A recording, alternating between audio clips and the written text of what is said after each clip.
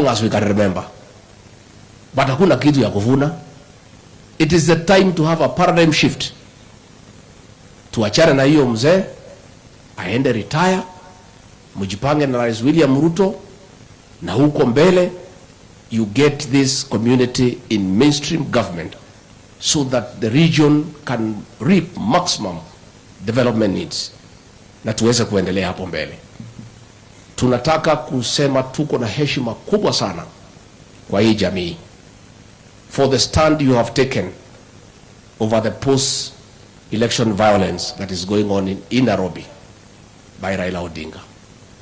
This region, despite the majority of its residents having cast their vote in favor of Raila Odinga, the community has moved on, decided elections are over, and made a conscious and a wise decision not to follow him in bad manners of destroying property and creating chaos and mayhem.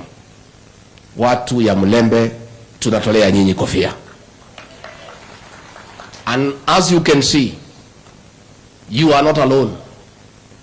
I was in Mombasa. The people of the coast region who have voted for that mzee for a long time, including the last election, have abandoned him. We were in Kisii, the same, they have abandoned him. Ukambani, Kalonzo is alone. That mzee has profiled his community negatively. That one community is the only community creating chaos and mayhem against the rest of Kenya. It's unfair to his community that has supported him to a man for as long as we can remember. To have that community to be seen negatively as destroyers of property, as chaotic people, as people who have no time for productive engagement. And we're asking the people of that region to also call themselves to a short meeting and analyze what gain is there in following somebody who is pursuing selfish agenda at the expense of the image of the community and at the expense of development. And let me tell you, huyu mzee wametutumania na akina Uhuru, they sent emissary to us. Hii maneno ya unga ni kisingizio. This whole thing has nothing to do with unga. It is wanting to come and sit with us to negotiate their entry into government. And we are saying, once bitten, twice shy. Raila Odinga has perfected the strategy of causing havoc, unleashing violence, having people killed, destroying property. Then he is called to the table to negotiate. For 3 times he has gotten into government through blood, through destruction of property.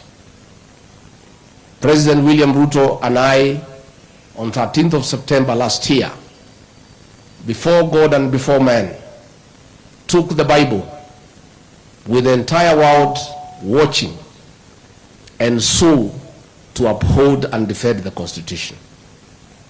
We have told their emissaries, we have no intention and no capacity to violate the Constitution. It will not happen. So the issue of nusu mkate government, the issue of handshake, is non-negotiable. Nevertheless, if they stop their bad manners and call of violence, we can have a sitting with only one agenda. One, to discuss the exit of Raila Odinga from the Kenyan political space and permanent retirement. That is the only agenda that we can discuss. They can continue causing havoc and mayhem for as long as he wants. But I want to assure the people of Kenya today from Kakamega, tomorrow, nobody, I repeat, nobody will be allowed to destroy property anywhere in the Republic. I want to caution those young men who have been taking advantage of the violence unleashed by Raila to steal property, to mug people, to loot property, that Monday is their last day to do so. The laws of this country are clear. This is no longer demonstrations. This is post-election violence, mugging, theft, robbery, including robbery with violence. Those are felonies. If they care to look at the penal code, the consequences are extremely heavy. Monday, the government of the Republic of Kenya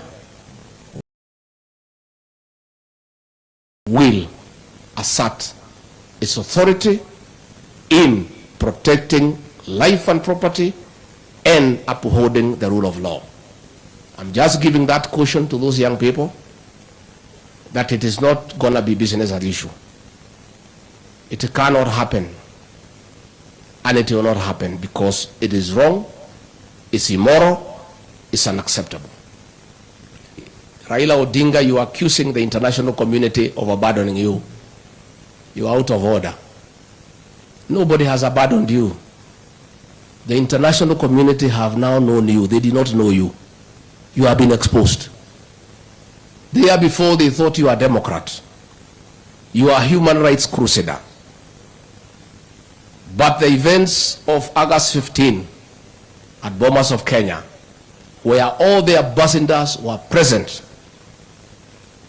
as the public portal was displayed, and they added the votes, and they were convinced that William Ruto won fair and square. The issues you are now raising, the international community has told you off, and you have been exposed. Now you are crying, oh, these people have abandoned us.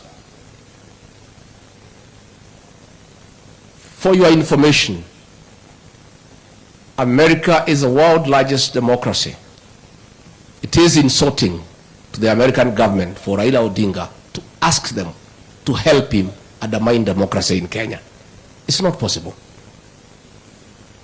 As Raila Odinga was running amok in the streets of Nairobi, in Mukuru Kayaba, in Maradaima, President William Ruto and the American ambassador, Meg Whitman, were having a serious conversation with over 200 investors, where a deal for 80 billion shillings investment in this country was concluded. You are now asking the American ambassador to abandon discussing investment for the benefit of this country to come and support you in destroying property. It will not happen.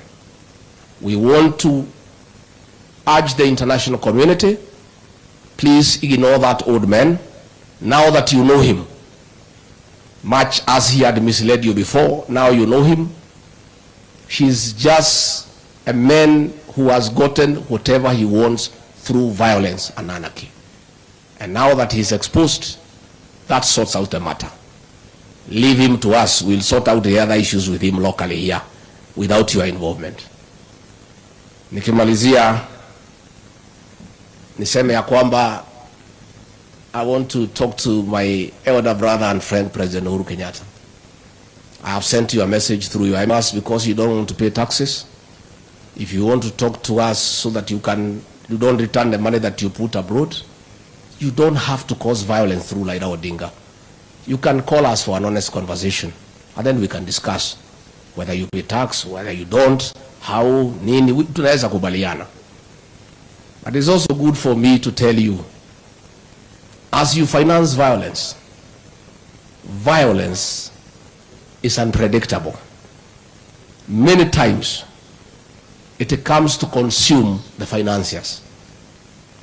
Those young people you are sending to loot property and paying them, When they are through with looting property for the small people and there is nothing remaining, you know what they will do.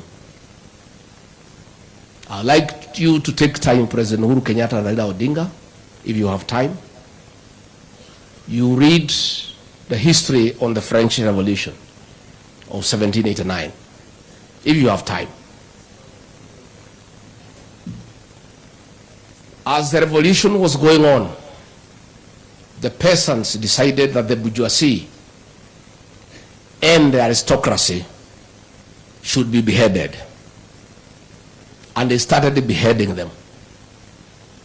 Along the way, people were getting impatient that the beheading was too slow and they were craving for blood. A man called Robespierre, to sort out that issue, created a machine called the guillotine. And with that machine, the protesters were able to behead people very quickly. And as they beheaded more and more people, they became impatient. The machine was too slow. They wanted a quicker machine. To show their displeasure about the slowness of that machine, they looked for Robespierre and guillotined him. You have heard me. Nikimalizia niseme asanti. Tumeshukuru sana. This is our country. The people of Western have come with greetings from the people of the other mountain. When the two mountains